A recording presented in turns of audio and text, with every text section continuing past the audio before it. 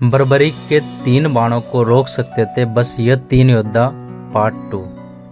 हमने पिछली वीडियो में देखा कि कैसे बर्बरीक ने भीष्म को ब्रह्मास्त्र से बचाने के लिए कैसे अमोघ अस्त्र छोड़े थे। यदि आपने हमारी पिछली वीडियो नहीं देखी तो आप उसको भी जरूर देखें। अब वीडियो शुरू करने से पहले अगर आपने हमारे चैनल को सब्सक्राइब नहीं किया है तो सब्सक्राइब जरूर कर ले। तो दोस्तों आइए जानते हैं, जब बर्बरीक अपने अमोघ अस्त्र को ब्रह्मास्त्र पर छोड़ते हैं तभी यह देखकर सभी योद्धा डर जाते हैं। तब भीम बर्बरीक से कहते हैं कि हे पुत्र, यह तुमने क्या किया? यदि यह अस्त्र एक दूसरे अस्त्र से टकराएंगे तो समग्र सृष्टि का विध्वंस हो जाएगा। तब बर्बरीक कहते हैं कि पिताश्री, क्या इससे सर्वनाश नहीं होगा? तब भीम कहते हैं, परंतु बर्बरीक, तुम दूसरे पक्ष का साथ क्यों दे रहे हो? तब बर्बरीक कहते हैं कि पिताश्री, मैंने अपनी माँ को वचन दिया है कि कोई भी सेना यदि कमजोर पड़ेगी तो मैं उसकी ओर से शस्त्र उठाऊंगा। अपनी माता को दिए गए वचन को मैं कदापि नहीं त्याग सकता। और जैसे ही वह अस्त्र ब्रह्मास्त्र से टकराता है उसके पहले ही श्री कृष्ण शिष्य अपना ब्रह्मास्त्र वापस लौटा लेते हैं, परंतु बर्बरीक का वह अस्त्र नहीं रुकता और वह सीधा जाकर उनके शिष्यों पर लगता है, अतः उनकी मृत्यु हो जाती है। तभी अर्जुन कहते हैं कि तुमने यह कैसा पाप कर दिया पुत्र, तुमने अपने ही भाई को मार दिया। तब बर्बरीक कहते हैं, मेरे भाई? तभी अर्जुन कहते हैं, तुमने मेरे पुत्र अभिमन्यु, हमारी सेना के सर्वशक्तिशाली योद्धा तथा सात्यकी को मृत्यु के घाट उतार दिया।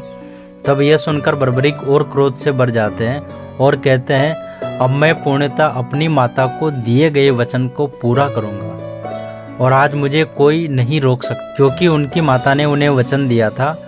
जब वह तपस्या करके लौट रहे थे तो उनकी माता ने आज्ञा दी थी, परंतु एक वादा देती है, यदि रास्ते में जाते हुए किसी भी मनुष्य ने तुमसे कुछ भी दान में मांगा तो तुम उसे दोगे, और जो भी हार रहा होगा तो तुम उसकी सहायता करोगे।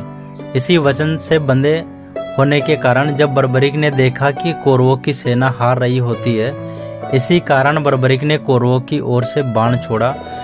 बर्बरीक अपनी माता के वचन के आगे ऐसे व्याकुल हो गए कि उन्हें वचन के आगे कोई रिश्ता नहीं दिखा, उन्हें बस वह सब योद्धा दिखाई दे रहे थे।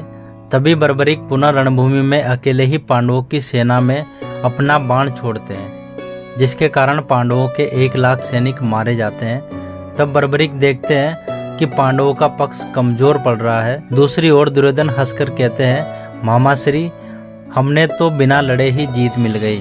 तब शकुनी मामा कहते हैं कि कबूतर को उड़ता देख उसकी दिशा नहीं बताई जाती दुर्योधन। तभी बर्बरीक अपने बाणों की दिशा को दूसरी ओर कर लेते हैं। तभी कौरवों की ओर यह देखकर दुर्योधन कर्ण व अश्वत्थामा से कहते हैं, मित्र, उस बालक के बाणों को संघान से रोको। तब कर्ण अश्वत्थामा पर बर्बरीक की ओर अपने अस्त्र छोड़ते हैं। वह अस्त्र बर्बरीक की ओर बढ़ता है, परंतु उससे पहले ही बर्बरीक अपने बाण को छोड़ते हैं, अतः बर्बरीक का एक बाण कौरवों के सभी बाणों को काटता हुआ आगे बढ़ता है। अतः कौरवों के महायोद्धाओं के सामने ही उनकी 2.5 लाख सैनिकों का विध्वंस हो जाता। तो आखिर इसके बाद क्या हुआ, जानिए अगले पार्ट में। अगर आपको वीडियो पसंद आए तो वीडियो को लाइक करें और कमेंट करके हमें जरूर बताएं कि आपको वीडियो कैसा लगा। और अगर चैनल पर आप पहली बार आए हो तो चैनल को सब्सक्राइब करके बेल आइकन को जरूर दबाएं, ताकि इसका अगला भाग जैसे आएगा तो उसका नोटिफिकेशन आपको सबसे पहले मिल सके। Thank you so much.